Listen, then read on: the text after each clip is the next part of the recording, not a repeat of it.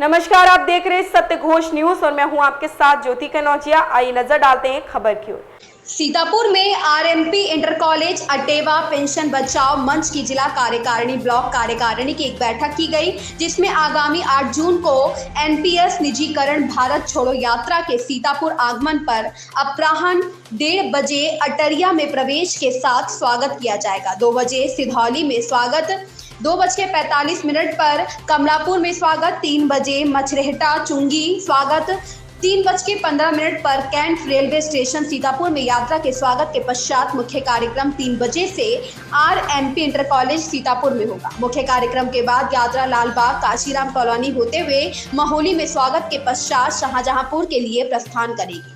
आज की बैठक में निर्णय लिया गया कि समस्त विभागों के कर्मचारियों एवं शिक्षकों से अटेवा पेंशन बचाओ मंच सीतापुर का निवेदन है कि सभी अपना अमूल्य समय देकर उक्त कार्यक्रम में प्रतिभाग कर कार्यक्रम को सफल बनाएं। बैठक में जिला संयोजक अवनीश कुमार, जिला सह संयोजक गिरीश कुमार वर्मा, दिल हुसैन, अरविंद यादव, श्री कृष्ण, जिला महामंत्री सत्यप्रकाश सिंह, जिला मंत्री नीरज शुक्ल, सह जिला मंत्री विकास सैनी नीरज शुक्ल, कोषाध्यक्ष अंकुर गुप्ता, सह कोषाध्यक्ष मनोज वर्मा, जिला प्रवक्ता अंजनी शुक्ल, राजकमल कनौजिया, मीडिया प्रभारी शीश चंद्र गौड़, संजय कुमार, प्रांशु भारती, अतुल वाजपेयी, विवेक विश्वकर्मा, दया प्रसाद, दीपक कुमार वर्मा, सुशील कुमार, मोहम्मद फारूक, नंदकिशोर गौतम, अरविंद यादव, मनोज कुमार, दीपक वर्मा, सुशील कुमार, शशि लता वर्मा, महिला संरक्षिका सुशील कुमार आदि उपस्थित रहे। सत्यघोष न्यूज चैनल सीतापुर से लक्ष्मीकांत वाजपेयी की खास रिपोर्ट।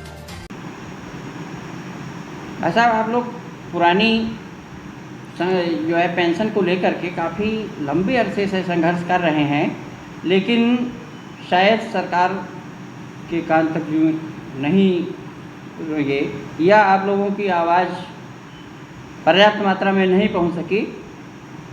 लेकिन अब 24 में चुनाव है, इसको देखते हुए सरकार अन्य प्रदेशों में कर रही है, तो यहाँ भी इसको आप लोगों को पुरानी पेंशन देना चाहिए।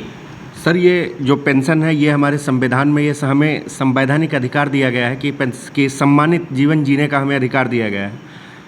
आप एक चीज़ देखिए, इस समय गौर करने की बात है कि जिस समय हमारे देश में जो हमारे नेता लोग कहते हैं कि जिस समय हमारे देश में एक सुई की नोक नहीं बनती थी, उस समय हमें सरकार पेंशन देती थी। आज हमारी देश की जो अर्थव्यवस्था है वो विश्व की चुनिंदा अर्थव्यवस्थाओं में शामिल है और हम विश्व की चौथी सबसे बड़ी अर्थव्यवस्था है। उसके बावजूद भी आज हमें पेंशन से वंचित कर दिया गया, जबकि एक कर्मचारी अपने जीवन के कीमती 30 साल इस देश की अर्थव्यवस्था को बढ़ाने में, इस देश के अर्थव्यवस्था को और इस देश के बुनियादी ढांचा को बनाने में अपना जीवन न्यौछावर कर देता है। उसको एक सम्मानित जीवन जीने का भी हक नहीं। इसके विपरीत जो हमारे जनप्रतिनिधि हैं, वो अगर एक दिन के लिए भी अगर उन्हें सत्ता मिलती है तो वो पेंशन के हकदार हैं। आप सर गौर करके देखिए कि हमारे अर्धसैनिक बल, उन बलों को देखिए कि जो जिनका एक बच्चा, एक गांव से निकला हुआ बच्चा 16 वर्ष की उम्र में सेना में जाता है और शायद 1 साल के बाद शहीद होकर के वापस आता है। उन परिवारों से पूछिए कि उनके परिवारों पे क्या बीतती है। उनके परिवार ना ही सम्मान से जी पाते हैं और ना ही वो अपनी जीविका चला पाते हैं। तो उस कंडीशन में उनको एक सम्मानित जीवन जीने के लिए ये एक सत्याग्रह और पेंशन हम लोगों को मिलना अति आवश्यक है। इसीलिए ये मांग हमारी है। और वर्ष 2013 से हमारे जो संगठन के हमारे जो माननीय विजय कुमार बंधु जी जो हमारे प्रदेश अध्यक्ष हैं, वो बराबर उन्होंने उस मांग को उठाते रहे हैं, लेकिन उस समय तत्कालीन सरकारें और कुछ लोगों की शिथिलता की वजह से वो मांग ठंडी रही। लोगों को ये नहीं पता था कि एनपीएस और ओपीएस में क्या है, क्योंकि एक लालच दिया गया था कि हमारी जो जीवन है और जो हमारे जीवन का स्तर है उसको वो लोग काफ़ी ऊंचा करेंगे एनपीएस के माध्यम से। लेकिन 2013 के बाद से व्यक्ति अपने जीवन काल में 1 लाख रुपए तक सैलरी पा रहा था, उसको उसके बुढ़ापे में जब उसे और ज़्यादा ही गाढ़ी कमाई की ज़रूरत होती है और ज़्यादा उसको देखरेख की ज़रूरत होती है, उस समय उसे 600 से रुपये 500 रुपये जैसी पेंशन मिल रही है। उसमें ना तो वो ऐसा है कि वो बैंक में जा कर के उस पैसे को निकाल सकता है, ना ही उस पैसे से अपनी दवाई के ले सकता है, ना ही अन्य कोई खर्चे कर सकता है। मजबूरन उन्हें रोड पर या किसी वृद्धाश्रम में रहने के लिए मजबूर होना पड़ रहा है। तो इसलिए उनके सम्मान के हक के लिए ये पेंशन हम लोगों को मिलना अति आवश्यक है।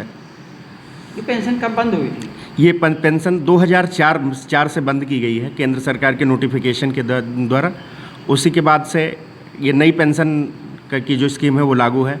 जबकि अगर बात की जाए तो एनपीएस से केवल रही और केवल राज्यों को घाटा हो रहा है। इसी घाटे को समझते हुए मौजूदा समय में 6 राज्य सरकारों ने इसको बहाल कर दिया है। बाकी कुछ और भी सरकारें हैं जिन्होंने इस पे काम करना शुरू कर दिया और बहुत जल्दी ही वो बहाल करेंगी।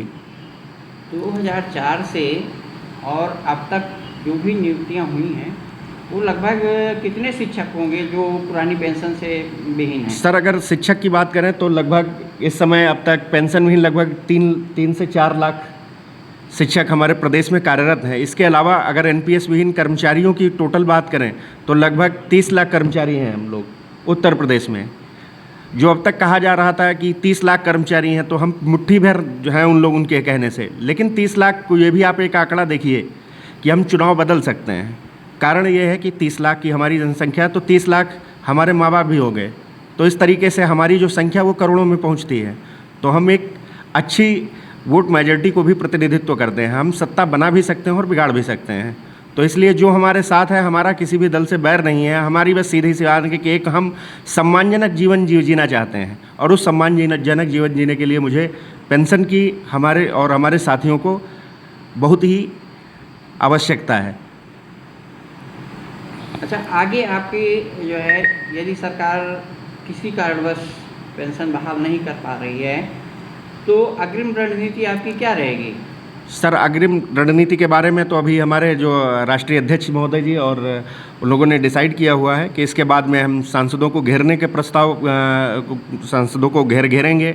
उसके अलावा जो हमारे जनप्रतिनिधि हैं, जो भी हमारे क्षेत्र से हैं, उनको हम घेरेंगे, उन तक अपनी बात पहुंचाएंगे, क्योंकि उनको हमने भी चुना है और हमने भी उन्हें वोट दिया है। इसके अलावा 1 अक्टूबर को हम संसद भवन में पेंशन शंखनाद रैली दिल्ली में हम लोग नई दिल्ली तक कूच करने की तैयारी में हैं, जिसमें सभी कर्मचारी संगठन प्रदेश के एक साथ एकजुट होकर के एक आवाज़ में केवल ओपीएस का ही नारा बुलंद करेंगे।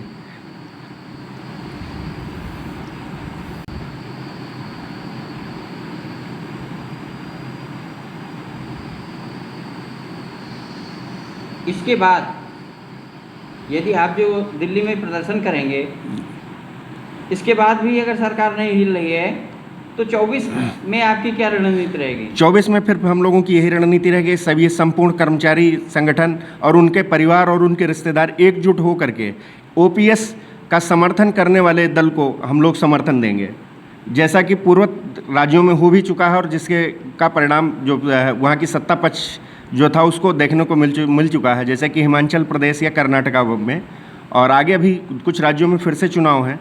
अगर जो हमारी बात करेगा, सीधी सी बात है, हम उसके हैं। हमें जो हमारा हक देगा हम उसके हैं। हमारा किसी से कोई विरोध नहीं है। आपका शुभ नाम?